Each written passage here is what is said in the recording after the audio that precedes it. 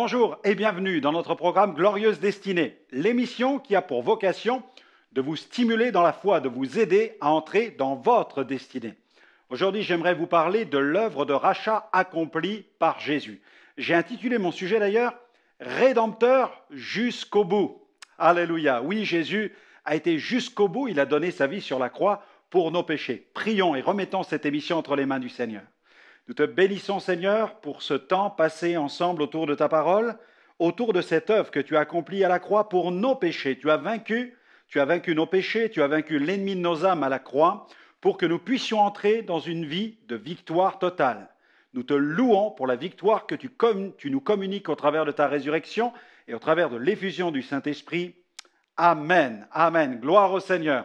Dieu soit loué pour le privilège qu'il nous accorde en nous permettant de nous approcher de lui par la prière. Et je veux saisir l'occasion de ce sujet, où il est question de la victoire de Jésus à la croix sur nos péchés, sur l'ennemi de nos âmes, pour vous rappeler que nous avons dans notre boutique ce livre qui est un véritable outil de motivation sur la question de notre autorité spirituelle. Connaissez-vous votre autorité spirituelle? Dans ce livre, j'aborde pas mal de sujets comme la puissance d'un engagement avec Dieu, l'alliance par le baptême, la glorieuse position en Christ, le pouvoir de notre volonté, la puissance de la rédemption, la foi, notre nouvel univers, la marque du sang, la marque de l'onction, la puissance du nom de Jésus, notre label sainteté et encore bien d'autres sujets qui vous feront, j'en suis sûr, un énorme bien. Allez, avant d'aller plus loin, je vous propose de célébrer Dieu. C'est important de louer, le Seigneur, de le bénir.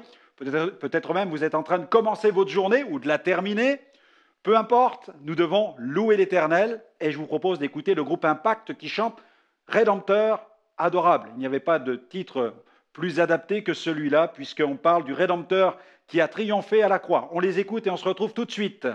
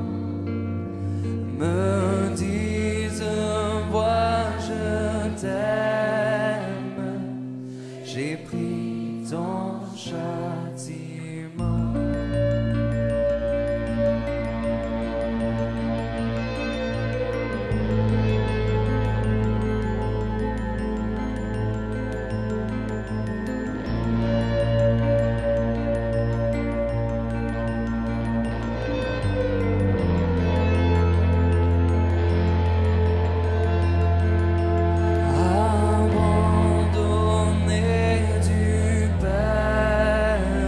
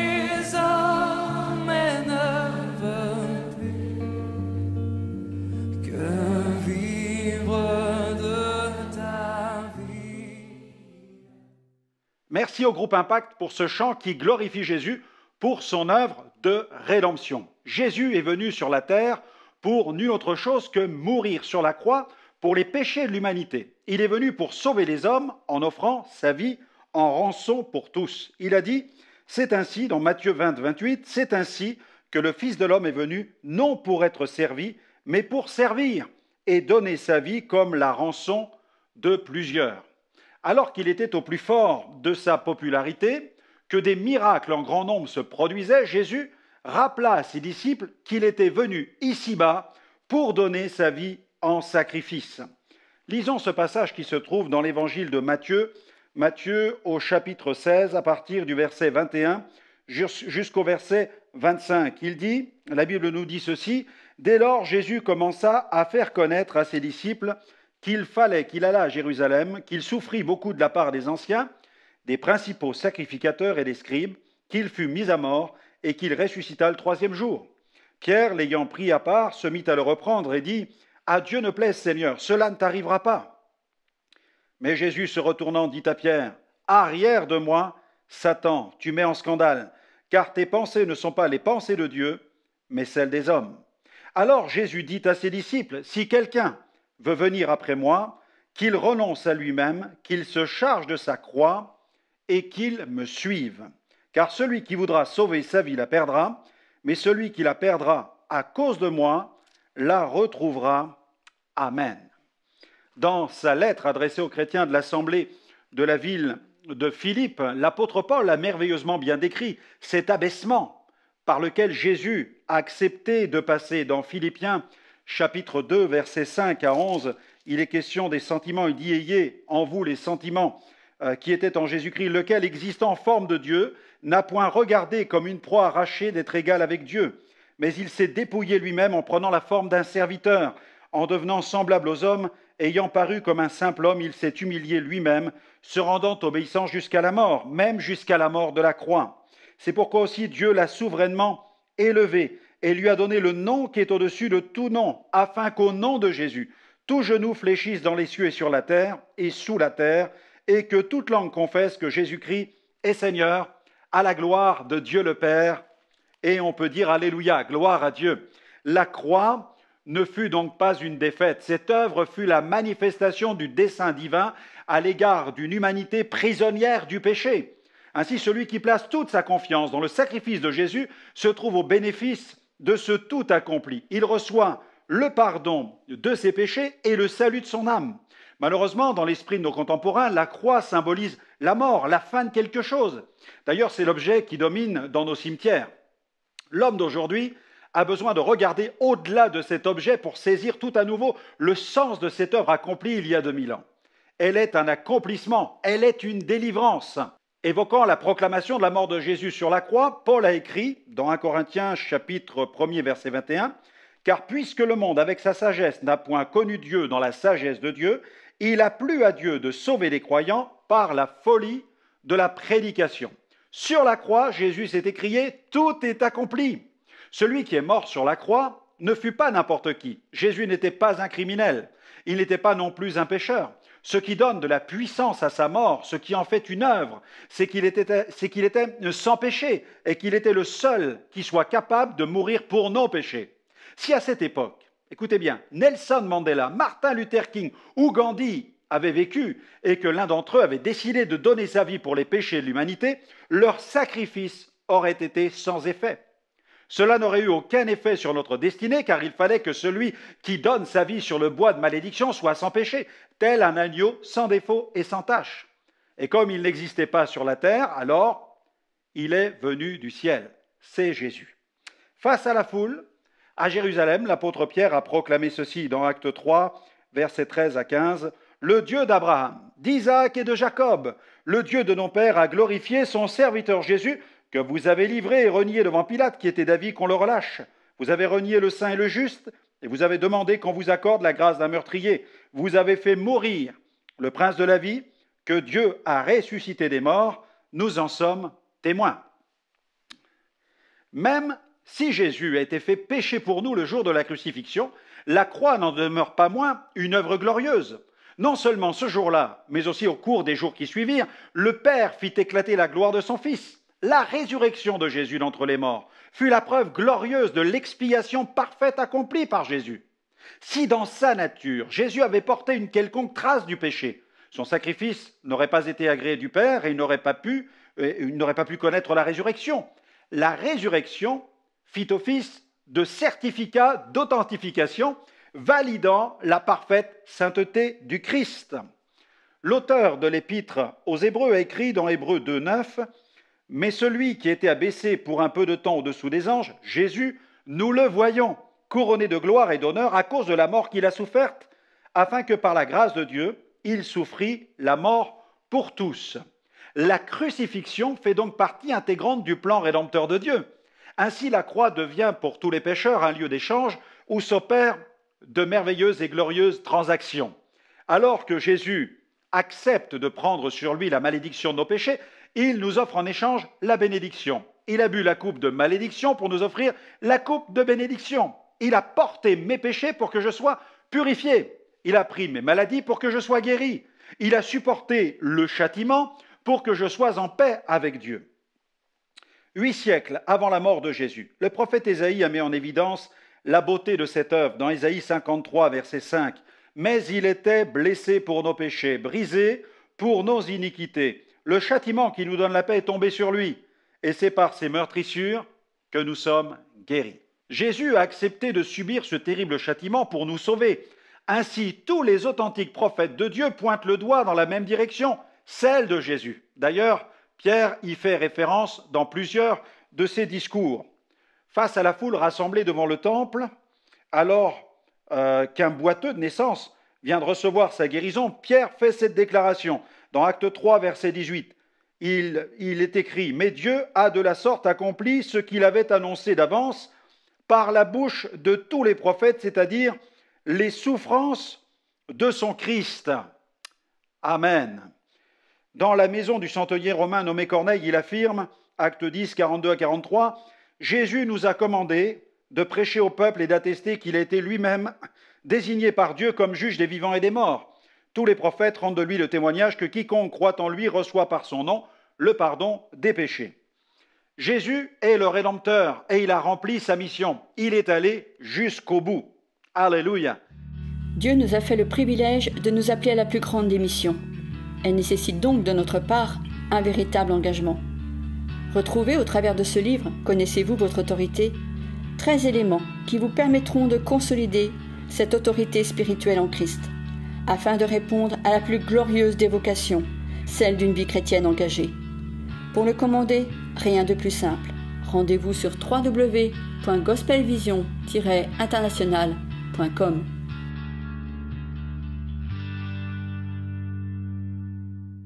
Jusqu'à sa dernière goutte de sueur, Jésus a sauvé.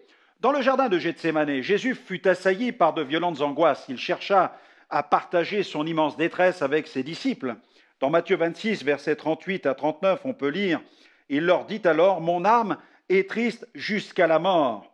Restez ici et veillez avec moi. » Puis il s'avança un peu, se jeta la face contre terre et pria ainsi, « Mon Père, s'il est possible que cette coupe s'éloigne de moi.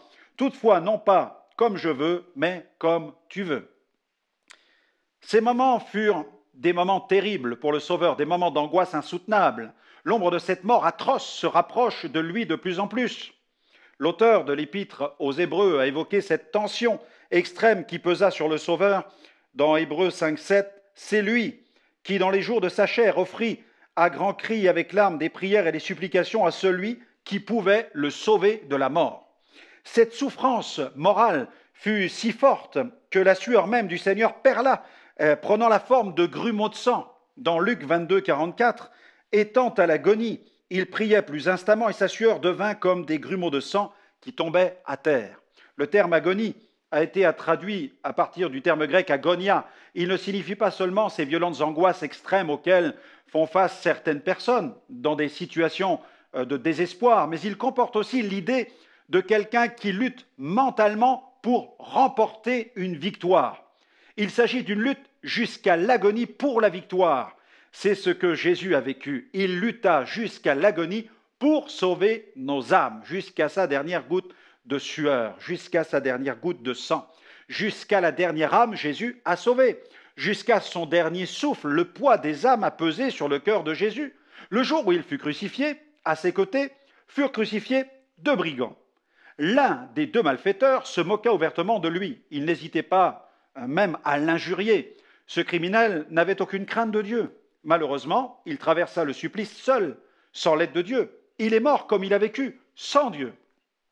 Par contre, à mesure qu'il entendit Jésus s'exprimer sur la croix, l'autre brigand prit conscience de ses péchés. Il parvint même à la conviction que Jésus était le Messie, et reconnaissant sa misère, il demanda à Jésus de lui faire grâce et de le sauver. Cette prise de conscience soudaine chez ce brigand fut de toute évidence la conséquence de l'impact que les paroles de Jésus produisirent sur son cœur. Dans Luc 23, versets 39 à 43, on peut lire ceci. L'un des malfaiteurs crucifiés l'injuriait, disant « N'es-tu pas le Christ? Sauve-toi toi-même et sauve-nous » Mais l'autre le reprenait et disait « Ne crains-tu pas Dieu, toi qui subis la même condamnation? Pour nous, c'est justice, car nous recevons ce qu'ont mérité nos crimes. » Mais celui-ci n'a rien fait de mal. Et il dit à Jésus « Souviens-toi de moi quand tu viendras dans ton règne. » Jésus lui répondit « Je te le dis en vérité, aujourd'hui tu seras avec moi dans le paradis. » Le brigand, dont le cœur demeura inflexible, ne vit pas en Jésus le Sauveur. Injuriant Jésus, il lui dit « N'es-tu pas le Christ? Sauve-toi toi-même et sauve-nous » Le mot « sauver » dans ce verset était traduit à partir du terme grec « sozo » qui évoque l'idée d'échapper à une condamnation, un terrible péril.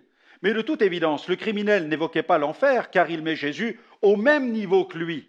En quelque sorte, il voulait dire « Si tu es le Messie qu'attendent les vrais croyants, fais en sorte que nous échappions, toi et nous, à ce terrible supplice. » Il cherchait à échapper à un supplice terrestre, alors que l'autre brigand, celui qui a reconnu ses péchés, acceptait la sentence de son supplice. Mais il a demandé à Jésus de lui faire grâce en lui permettant d'aller et d'entrer au ciel. Ainsi, jusqu'à la dernière âme, Jésus a sauvé. Ce qui fait dire un jour à quelqu'un que s'il n'y avait eu qu'un seul pécheur sur la terre, Jésus serait venu mourir pour lui. Jusqu'à sa dernière parole, Jésus a sauvé. Mais quelle fut la dernière parole de Jésus? Dans Jean 19, 30, le texte nous dit « Quand Jésus eut pris le vinaigre, il dit « Tout est accompli ». Et baissant la tête, il rendit l'esprit. Sur la croix, on considère que Jésus a prononcé cette parole. La dernière fut celle où Jésus affirma « Tout est accompli ». Cette parole fut comme le sceau de la nouvelle alliance en son sacrifice. D'ailleurs, ce mot « accompli » est traduit du grec « téléo » qui signifie aussi « payer ». Les Romains inscrivaient ce terme au bas des factures lorsque celles-ci étaient réglées. Jésus a tout accompli, il a payé la rançon. Il a satisfait pleinement la justice divine. Nous pouvons maintenant être libres de nos péchés. Dans sa seconde lettre aux Corinthiens, l'apôtre Paul a écrit dans 2 Corinthiens 5, verset 21, « Celui qui n'a point commis le péché, il l'a fait devenir péché pour nous, afin que nous devenions en lui justice de Dieu. » Alléluia. Jésus a été fait péché pour nous. Pouvons-nous imaginer ce que Jésus a accepté de souffrir pour nous sauver? Christ fait péché signifie qu'il a non seulement pris sur lui à la croix tous les péchés du monde, comme notre bouc émissaire, que nous trouvons dans le Lévitique au chapitre 16 et au verset 21, mais qu'il a aussi accepté de devenir l'expression même du péché devant Dieu. Comprenons cela. Il a pris sur lui la malédiction qui nous revenait. Continuons. Jusqu'à son dernier souffle, Jésus a sauvé. Dans Matthieu 27, versets 50 à 54, on peut lire « Jésus poussa de nouveau un grand cri et rendit l'esprit. Et voici le voile du temple se déchira en deux depuis le haut jusqu'en bas. La terre trembla, les rochers se fendirent, les sépulcres s'ouvrirent. Plusieurs corps des saints qui étaient morts ressuscitèrent. Étant sortis des sépulcres après la résurrection de Jésus, ils entrèrent dans la ville sainte et apparurent à un grand nombre de personnes. Le centenier et ceux qui étaient avec lui pour garder Jésus, ayant vu le tremblement de terre et ce qui venait d'arriver, furent saisis d'une grande frayeur et dirent « Assurément, cet homme était fils de Dieu. » Le texte dit « Jésus rendit l'esprit ». Cette expression « rendre l'esprit » vient du grec « ekpneo » qui signifie « rendre son dernier souffle ». Jésus expira en poussant ce dernier cri que lui arracha la souffrance. Et l'impact que produisit cet ultime cri révèle l'ampleur et la puissance du sacrifice de Jésus. Il déclencha des phénomènes surnaturels. Le voile du temple se déchira de haut en bas. La terre trembla, des rochers se fendirent, des sépulcres s'ouvrirent, des saints ressuscitèrent. Un cri d'agonie, c'est vrai, mais aussi un cri de triomphe, le cri de celui qui triomphe de tous ses ennemis. Gloire à Dieu. Dans Luc 23, verset 46, nous lisons « Jésus s'écria d'une voix forte, « Père, je remets mon esprit entre tes mains » et en disant ces paroles, il expira. Ce n'est donc pas la mort qui eut raison de Jésus, mais c'est Jésus qui partit à la conquête de la mort. Jésus remit lui-même son esprit entre les mains de son Père. Étant saint et sans péché, la mort n'avait aucun pouvoir sur Jésus. N'est-il pas le prince de la vie? Dans le livre de l'Apocalypse, au chapitre 1er, verset 18, « Et voici, est-il écrit, je suis vivant au siècle des siècles, je tiens les clés de la mort et du séjour des morts. » Le jour de la Pentecôte, à Jérusalem, l'apôtre Pierre a proclamé ceci. Il a dit, Dieu l'a ressuscité dans Acte 2, verset 24. Dieu l'a ressuscité en le délivrant des liens de la mort parce qu'il n'était pas possible qu'il fût retenu par elle. Voyant Jésus mourir de la sorte, c'est-à-dire en remettant son esprit entre les mains de son Père, sous un déferlement de signes surnaturels, un centenier romain a confessé que Jésus était bel et bien le Christ. Dans Matthieu 27, verset 54, on peut lire ceci, « Le centenier et ceux qui étaient avec lui pour garder Jésus, ayant vu le tremblement de terre et ce qui venait d'arriver, furent saisis d'une grande frayeur et dirent, assurément, cet homme était fils de Dieu. » Jusqu'à sa dernière goutte de sang, Jésus a sauvé. Dans Jean 19, versets 31-35, il est écrit « Dans la crainte que le corps ne reste sur la croix pendant le sabbat, car c'était la préparation, et ce jour de sabbat était un grand jour, les Juifs demandèrent à Pilate qu'on rompe les jambes aux crucifiés, qu'on les enlève. Les soldats vinrent donc et rompirent les jambes au premier, puis à l'autre qui avait été crucifié avec lui. S'étant approchés de Jésus, et le voyant déjà mort, ils ne lui rompirent pas les jambes, mais un des soldats lui perça le côté avec une lance. Et aussitôt il sortit du sang et de l'eau. Celui qui l'a vu en a rendu le témoignage, et son témoignage est vrai. Et il sait qu'il dit vrai, afin que vous croyiez aussi. Ces choses sont arrivées afin que l'Écriture fût accomplie. Aucun de ces os ne sera brisé. Et ailleurs, l'Écriture dit encore, ils verront celui qu'ils ont percé. Mais quel est donc ce témoin dont parle Jean?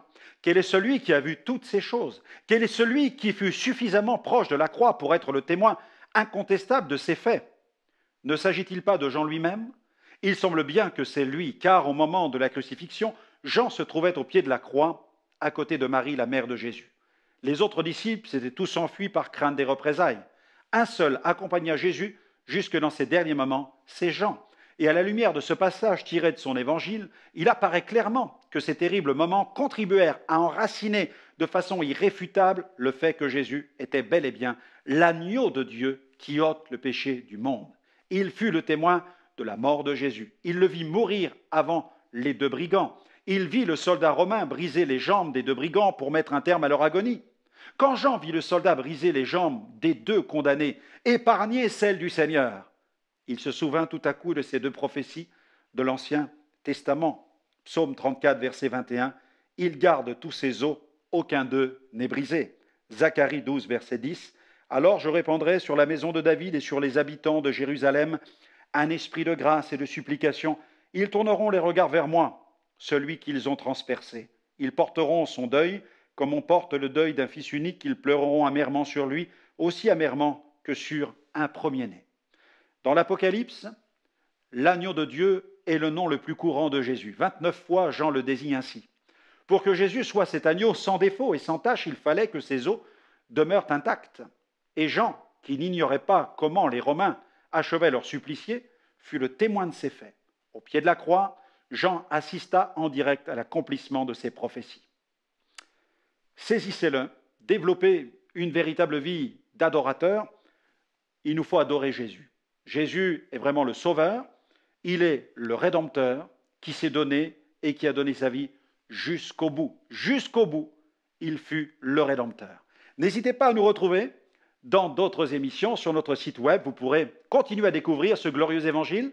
Notre site www.gospelvision-international.com. Vous y trouverez un grand stock d'émissions en replay. Elles vous feront un énorme bien.